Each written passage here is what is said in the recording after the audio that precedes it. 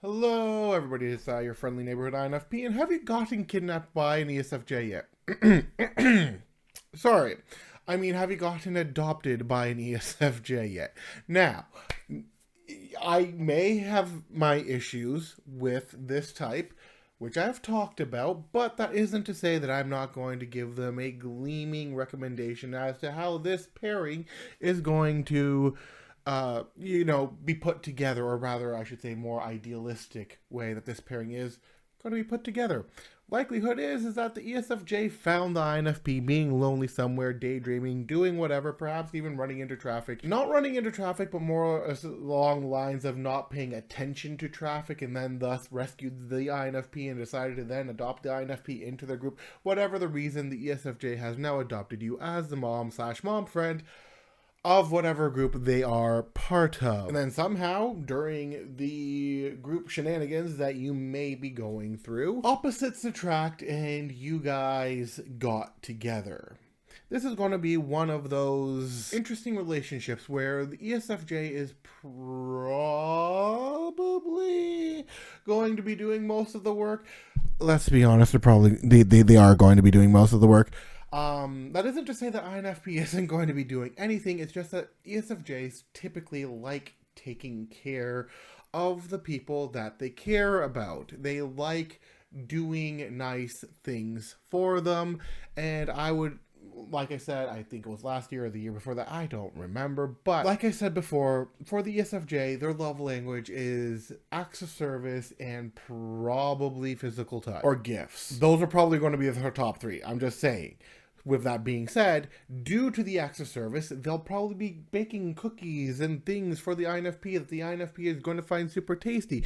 Because of course they will. They want the INFP to never ever want to go anywhere ever again because they're going to make their life so comfortable that, why would they? On the INFP side, they're going to perhaps unlock the ESFJ's openness. They're going to unlock the ESFJ's understanding of people themselves, mostly themselves, but then also how potentially group dynamics work. They're going to be helping mostly with the ESFJ understanding themselves, with their creativity, with just having, if the ESFJ wants to spend a comfortable night alone, the INFP is going to be there and they're going to provide that comfortable night alone.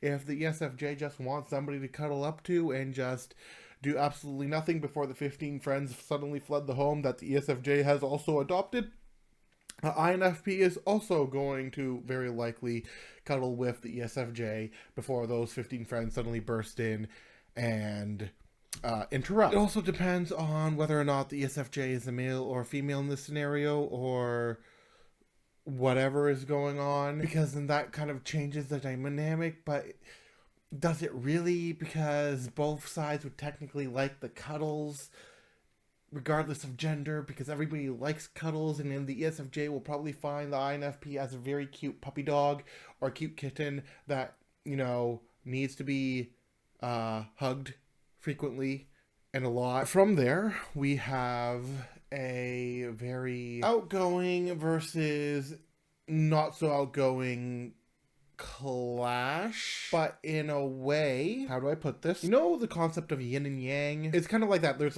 this balance that goes on between the two, and it becomes this weird, harmonious relationship that you don't think would potentially work, but also does work, but you also question how it works, but it's also very balanced. That's typically the kind of relationship you're going to be running into here. Now, I have not personally met a lot of ESFJ, so a lot of these things are coming up into my mind as to how I think this relationship will work. And heck, if you're an ESFJ and you're dating an INFP, or if you're an INFP dating an ESFJ, let me know if I'm at all accurate here, because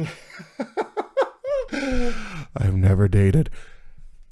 So, when it comes to Valentine's or romantic situations, the INFP is going to probably provide a lot of surprises for the ESFJ. In fact, I don't know which of the two is going to provide the surprises more for the other, due to the ESFJ learning the INFP's traits and then learning how the INFP works, and therefore surprising the INFP by knowing how the INFP works, or the INFP surprising the ESFJ by doing something that the ESFJ does not expect but is pleasantly surprised by. It could be a very interesting dynamic there, especially if both sides like surprises. Now, I know some people out there don't like surprises.